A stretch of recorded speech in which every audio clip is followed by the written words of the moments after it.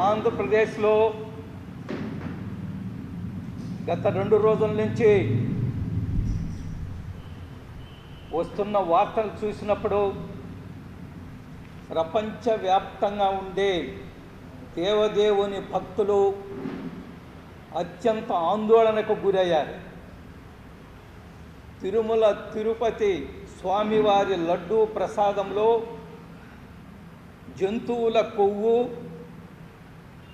చేప ఆయిలు, మైదా కలిపిన ఆనవాళ్ళు పరీక్షల్లో తేలిందని వార్తలు బయటకు వచ్చిన తర్వాత వార్త బయటకు రావడమే కాదు, స్వయంగా ముఖ్యమంత్రి గారు ఎంతో ఆందోళనతో మాట్లాడారు. ఎటుపోతున్నాం మనం?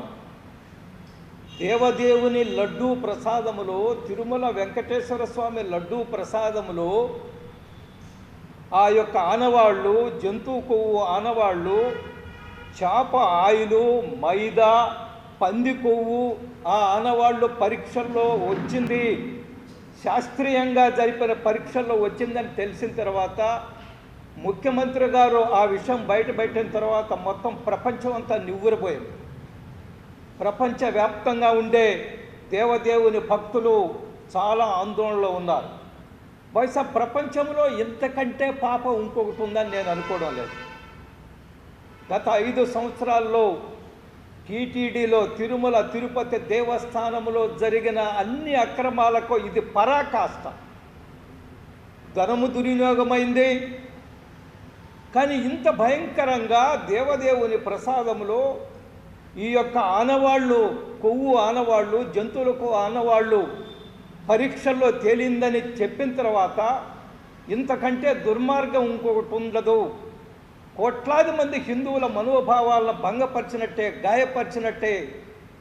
ఈరోజు దేవదేవుడికి, శ్రీ వెంకటేశ్వర స్వామి వారికి మతాలకు అతీతంగా భక్తులు ఉన్నారు. ప్రపంచవ్యాప్తంగా భక్తులు వచ్చి దేవుణ్ణి దర్శించుకొని పోతారు, రిజిస్టర్లో సంతకం చేస్తారు. ఈ దేవదేవుడి పైన, ఈ వెంకటేశ్వర స్వామి పైన మాకు విశ్వాసం ఉందని, కోరిన కోరికలు తీర్చేవాడని. అటువంటి భగవంతుని ప్రసాదములో ఈ పరిస్థితులు మనకు కనిపిస్తున్నాయంటే ఇది ఎంత ఆందోళనకరమైన విషయమో, గత 5 సంవత్సరాలు ఎంత దుర్మార్గాలు జరిగాయో ఇది పరాకాష్ఠగా మనం భావించాల్సి వస్తుంది. దీనికి ఎవరు బాధ్యులు? బాబాయ్, అబ్బాయి. ఎవరు బాబాయ్? బివి సుబ్బారెడ్డి గారు. అబ్బాయి ఎవరు? మొన్నటి వరకు ఉన్న ముఖ్యమంత్రి జగన్మోహన్ రెడ్డి గారు. ఈ బాబాయి అబ్బాయిల కలయిక టీటీడీ యొక్క దేవస్థానం పవిత్రతను దిగజార్చింది, మంట కలిపింది. ఈరోజు అనేక ప్రశ్నలకు సమాధానం చెప్పాలి. బివి సుబ్బారెడ్డి గారు నిన్నటి రోజున వచ్చి ఆయన మీడియాతో మాట్లాడుతూ నేను ప్రమాణం చేస్తాను, నేను హిందువుని అన్నట్టుగా మాట్లాడారు. ఒకటే ప్రశ్న, మీరు టీటీడీ బోర్డు చైర్మన్ అయిన తర్వాత నంది సంస్థ నుంచి వస్తున్న నెయ్యిని మీరు ఎందుకు రద్దు చేశారు? ఆ టెండర్ని ఎందుకు క్యాన్సిల్ చేశారు? మీ ఇష్టం వచ్చిన వాళ్ళకి, తాబేదారులకి 4గురికో 5గురికో ఎందుకు టెండర్ ఇచ్చారు? దీనికి సమాధానం చెప్పాలా సుబ్బారెడ్డి గారు? దానికి సమాధానం చెప్పడం. ఈరోజు స్వయంగా నంది సంస్థ వాళ్ళే ప్రకటించారు, కర్ణాటక ప్రభుత్వ సంస్థ ప్రకటించింది గత 4 సంవత్సరాల నుంచి మా దగ్గర నెయ్యి కొనడం లేదని. అనేక సంవత్సరాలుగా నెయ్యి కొంటున్న ఒక ప్రామాణికమైన నెయ్యి అది. ఎంతో ఆ క్వాలిటీ ఉండే నెయ్యిని, ఆ నెయ్యిని ఎందుకు కొనలేదు, ఎందుకు ఆపేశారు అనే దానికి బివి సుబ్బారెడ్డి గారు సమాధానం చెప్పాలా, మాజీ ముఖ్యమంత్రి జగన్మోహన్ రెడ్డి గారి సమాధానం చెప్పాలా. నేనేమంటున్నా అంటే, ముఖ్యమంత్రి మతం ఏదైనా కావచ్చు, ఎవరికి అభ్యంతరం లేదు. కానీ ఇతర మతస్థులు, కోట్లాది మంది హిందువుల మతస్థుల యొక్క మనోభావాలను అగౌరవపరిచే విధంగా ఎందుకు వ్యవహరించారు మీ బివి సుబ్బారెడ్డి? మీరు, మనకు తెలుసు, ముఖ్యమంత్రి గారు జగన్మోహన్ రెడ్డి గారు టీటీడీకి వస్తే, పట్టు వస్త్రాలు సమర్పించడానికి వస్తే, సహజంగా ఉన్న ఆనవాయితీ ఏమిటంటే ఏ ముఖ్యమంత్రి వచ్చినా పట్టు వస్త్రాలు సమర్పిస్తున్నప్పుడు ఆయన శ్రీమతి పక్కన ఉంటుంది, ఇద్దరూ కలిసి దేవదేవుడికి పట్టు వస్త్రాలు సమర్పిస్తారు. కానీ ఏ రోజైనా గత 5 సంవత్సరాల్లో పట్టు వస్త్రాలు సమర్పించినప్పుడు జగన్మోహన్ రెడ్డి గారి పక్కన శ్రీమతి లేదు. ఎందుకు? కారణం ఏమిటి? మీరు ఎందుకు గౌరవించరు ఆనవాయితీని? మీరు ఎందుకు ట్రెడిషన్స్ను గౌరవించరు? మీరు ఎందుకు చిత్తశుద్ధితోటి, భక్తితోటి ఆ భార్యాభర్తలు ఇద్దరు పట్టు వస్త్రాలు ఎందుకు సమర్పించలేదు? ఇప్పుడే కాదు, గత రాజశేఖర రెడ్డి గారు ఉన్నప్పుడు కూడా వారితో కూడా వారి శ్రీమతి లేరు. నేనేమంటున్నా అంటే ఒక ఆనవాయితీ ఏదైతే ఉందో అనేక వందల సంవత్సరాలుగా వస్తున్న ఆనవాయితీని ఎందుకు గౌరవించలేదు? దీన్ని బట్టి అర్థమయ్యేది ఏమిటంటే మీకు టీటీడీ మీద, దేవదేవుడి మీద నిజమైన భక్తి, ప్రేమ లేదు. కేవలం యాంత్రికంగానే వచ్చి మీరు అక్కడ వ్యవహరించారనేది అర్థమవుతుంది. నేను డిమాండ్ చేస్తున్నాను, వెంటనే పివి సుబ్బారెడ్డి గారిని, మాజీ వైఎస్ సుబ్బారెడ్డి గారిని,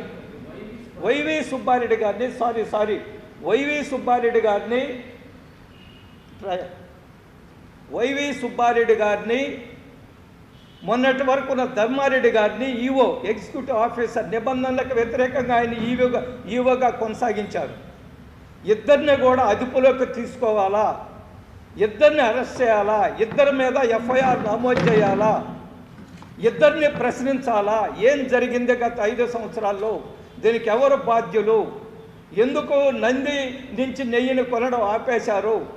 ఎందుకు ఎవరెవరికో మీ ఇష్టం వచ్చిన వాళ్ళకి ఏమాత్రము వాళ్ళ యొక్క రికార్డు పరిశీలించకుండా, వారి యొక్క అనుభవం పరిశీలించకుండా మిగతా అనేక మంది దగ్గర నుంచి ఎందుకు నెయ్యి కొన్నారో దీనికి టీటీడీ ప్రభుత్వము వెంటనే చర్యలు తీసుకోవాలా. వైవి సుబ్బారెడ్డి గారిని, అదేవిధంగా ధర్మారెడ్డి గారిని ఇద్దరిని అదుపులోకి తీసుకోవాలా, వారి మీద ఎఫ్ఐఆర్ నమోదు చేయాలా. కోట్లాది మంది హిందువుల మనోభావం, ఇంత మహాపాపానికి ఒడిగట్టిన వాళ్ళు ఏమాత్రము బయట తిరగడానికి లేదు. జవాబుదారీతనం ఉండాలా. వెంటనే ప్రభుత్వం చర్యలు తీసుకోవాలని సందర్భంగా నేను డిమాండ్ చేస్తున్నాను. స్వయంగా ముఖ్యమంత్రి ఆందోళన వ్యక్తం చేసిన తర్వాత ఇంకా ఏమాత్రం తాత్సారంగా ఉండకూడదు, ఏమాత్రము దీని యొక్క తీవ్రతను అర్థం చేసుకోకుండా ఉండకూడదని ప్రభుత్వాన్ని నేను డిమాండ్ చేస్తున్నాను. కరోనా సమయంలో ఎవరు అడిగేవాళ్ళు లేరని టీటీడీలో ఇష్టం వచ్చినట్టుగా వ్యవహరించారు అధికారులు, చైర్మను, బోర్డు మెంబర్సు. అడిగేవాళ్ళు ఎవరు? కరోనా సమయంలో భక్తులు కూడా పోవడం లేదు కదా. కరోనాలో గత 2 సంవత్సరాల్లో జరిగిన అన్ని దుర్మార్గాలపైన, అన్ని కుంభకోణాలపైన, టీటీడీలో జరిగిన కుంభకోణాలపైన దర్యాప్తు జరపాలని ఆంధ్రప్రదేశ్ రాష్ట్ర ప్రభుత్వాన్ని డిమాండ్ చేస్తున్నాను. హిందువుల మనోభావాలు గౌరవించే విధంగా దర్యాప్తు జరగాల, దోషులు శిక్షించబడాలని నేను కోరుకుంటున్నాను. ఈరోజు మనం చూస్తున్నాం, కొత్త విషయాలు బయటకు వస్తున్నాయి. ఆమె కాదంబరి జత్వాని ఎంత దుర్మార్గము! ఒక మహిళ బాంబేలో ఉండే ఒక సినీ నటి, పైపెచ్చు పెద్ద డాక్టర్, ఆమె పేరుతో అనేక పేపర్స్ సబ్మిట్ చేసి ఉంది, అనేక అవార్డులు వచ్చాయి, యాంకర్ అవార్డులు వచ్చాయి. ఆమెకి ఆంధ్రప్రదేశ్కి ఎటువంటి సంబంధం లేదు.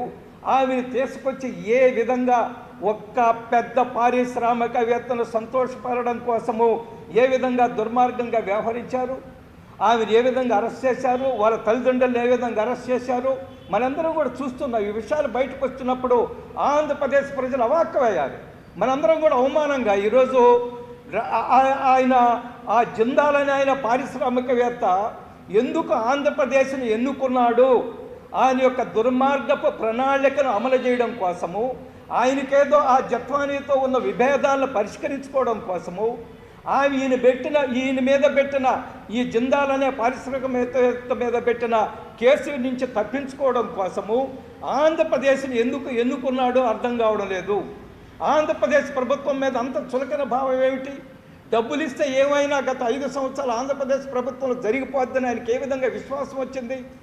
ఏ విధంగా ఆయనకుండే సమస్యను, ఆమెతో ఉండే సమస్యను ఆంధ్రప్రదేశ్లో ఆ ప్రభుత్వాలని, అధికారులు అడ్డం పెట్టుకొని ఏ విధంగా పరిష్కరించాలనుకున్నాడు? దీని వెనక ఎవరున్నారు? ఈరోజు అది కూడా లోతుగా విచారణ జరగాల. ఇప్పటికే 3 IPS ఆఫీసర్లు, బహుశా దేశంలో ఇప్పటి వరకు స్వతంత్రం వచ్చిన తర్వాత 3 IPS ఆఫీసర్లని సస్పెండ్ చేసిన చరిత్ర ఇప్పటి వరకు లేదు. ఇది చారిత్రాత్మక సంఘటనగానే నేను భావిస్తున్నాను. ఇది మొత్తం గత 5 సంవత్సరాలు జరిగిన వైసీపీ ప్రభుత్వం చేసిన దుర్మార్గాలు, అవినీతి, అక్రమాల వల్ల ఇంత అవమానకరమైన పరిస్థితి ఆంధ్రప్రదేశ్లో ఉండే IPS ఆఫీసర్లు ఎదుర్కొంటున్నారు. IPS ఆఫీసర్ల శిక్షను ఈరోజు సమస్యలు ఎదుర్కొంటున్నారు. వాళ్ళు గత ప్రభుత్వంలో తాబేదారులుగా వ్యవహరించినందువల్ల ఈరోజు సస్పెండ్ అయ్యారు. దీని వెనక ఎవరెవరు ఉన్నారో బయటకు తీసుకురావాలి. అసలు ఆంధ్రప్రదేశ్ను ఆ జిందాలని ఆయన ఎందుకు ఎంపిక చేసుకొని ఆయన యొక్క దుర్మార్గమైన ప్లాన్ని అమలు చేయడం కోసము, ఆయనకు ఉండే సమస్యని, ఆ జత్వానితో ఉండే సమస్యను పరిష్కరించడం కోసం ఆంధ్రప్రదేశ్లో ఎన్నుకున్నాడో ఈ సమస్యలన్నిటికీ, ఈ పరిస్థితులన్నిటికీ ఈ రాష్ట్ర ప్రభుత్వము బయటికి తీయాలా. దీని వెనక ఆమెను ఎవరైతే అవమానపరిచారో, ఆమెను ఇబ్బంది పెట్టారో, ఆమెను ఏ విధంగా అయితే చాలా దుర్మార్గంగా వ్యవహరించారో వాళ్ళందరినీ శిక్షించాలని నేను ఈ సందర్భంగా కోరుకుంటున్నాను. అదే సమయంలో మనం చూసాం ఈరోజు ఈ రాష్ట్ర ప్రభుత్వం ముందు రెండు పెద్ద సమస్యలు ఉన్నాయి. ఒకటి, రాష్ట్రాన్ని గాడిని పెట్టడం. ఈ 5 సంవత్సరాల్లో అన్ని వ్యవస్థలు విధ్వంసమయ్యాయి, అన్ని సంస్థలు విధ్వంసమయ్యాయి, అప్పుల పాలైపోయారు, ఆర్థికంగా సంక్షోభంలో కూరుకుపోయింది ఆంధ్రప్రదేశ్ ప్రభుత్వం, ఆంధ్రప్రదేశ్ రాష్ట్రము. ఈ రాష్ట్రాన్ని ఆర్థికంగా గాడిని పెట్టడం ఒకటి.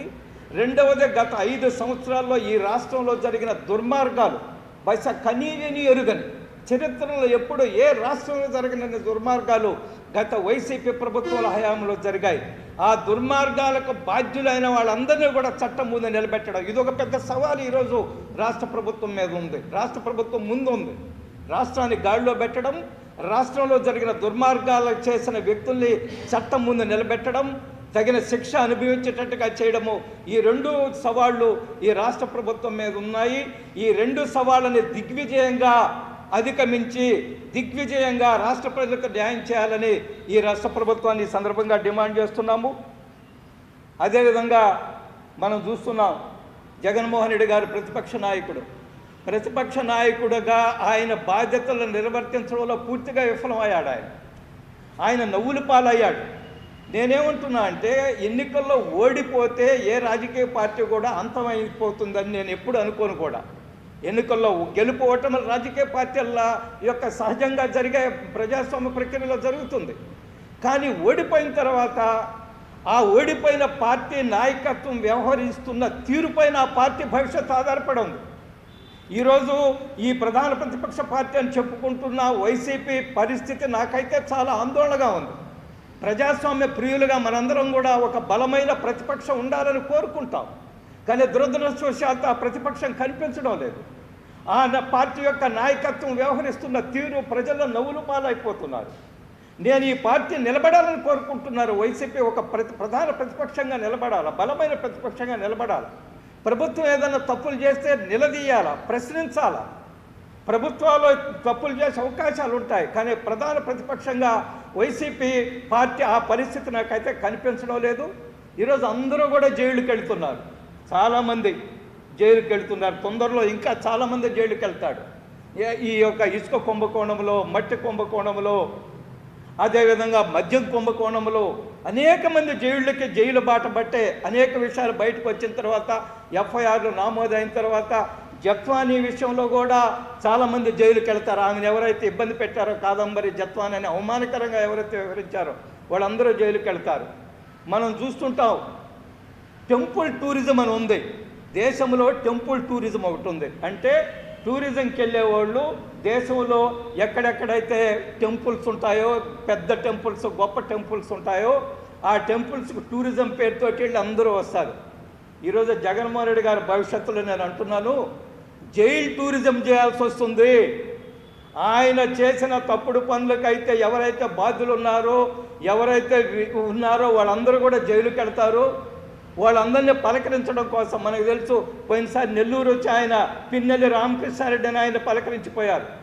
మొన్న నందిగం సురేష్ అని ఆయన్ని పోయి జైలుకు పోయి పలకరించారు. తొందరలో ఈ 3 ఐపీఎస్ ఆఫీసర్లు కూడా అరెస్ట్ చేస్తారు, వాళ్ళని కూడా పలకరించాలి. తర్వాత ఇసుక మాఫియాలో ఎవరైతే ఉన్నారో వాళ్ళని కూడా పలకరించాలి, జైలుకి వెళ్తారు. ఆ జేపీ కంపెనీలు, మిగతా అనేక కంపెనీలు. అదేవిధంగా మట్టి మాఫియాలో ఎవరైతే ఉన్నారో వాళ్ళందరూ జైలుకి వెళ్తారు. మద్యం మాఫియాలో ఎవరైతే ఉన్నారో వాళ్ళందరూ జైలుకి వెళ్తారు. వీళ్ళందరూ జైలుకి వెళితే జగన్మోహన్ రెడ్డి గారు ముందుండే ఏకైక కార్యక్రమము జైలు టూరిజము. దేశంలో టెంపుల్ టూరిజం నడుస్తుంది, మన రాష్ట్రంలో జైలు టూరిజం నడుస్తుంది.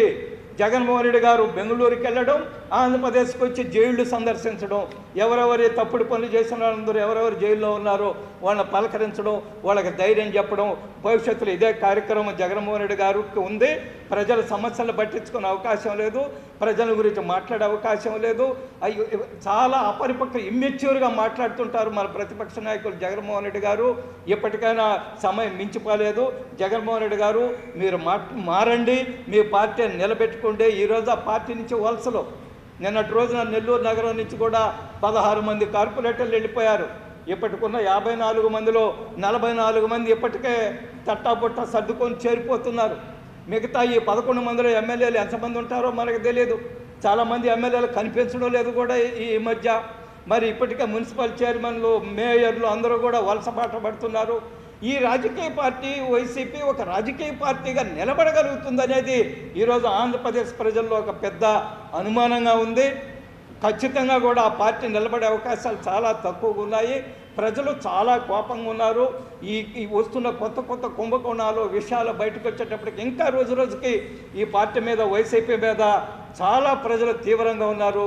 జగన్మోహన్ రెడ్డి గారు అపరిపక్వతకి, ఇమ్మెచ్యూరిటీ స్టేట్మెంట్స్కి ప్రజల మధ్య నవ్వులు పాలవుతున్నాడు ఆయన. ప్రజలు నవ్వుకుంటున్నారు. జగన్మోహన్ రెడ్డి గారు మారాలని నేను కోరుకుంటున్నాను. మారు మనసు పొందాలని జగన్మోహన్ రెడ్డి గారు నేను కోరుకుంటున్నాను.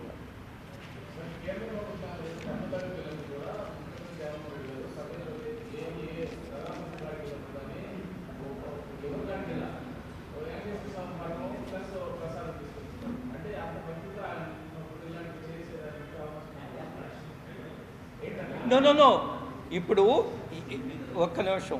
జగన్మోహన్ రెడ్డి గారు వెళ్ళినప్పుడల్లా మీరు చెప్పినట్టు వెంకటేశ్వర సంపాఠము, ప్రసాదము ఒక ప్రధానమంత్రి గారికే కాదు, ఆయన ఎవరిని కేంద్ర మంత్రి కలిసినా ఇస్తున్నాడు. దాని మీద ఆ క్వాలిటీని ఎవరో టెస్ట్ చేయలేదు కదా.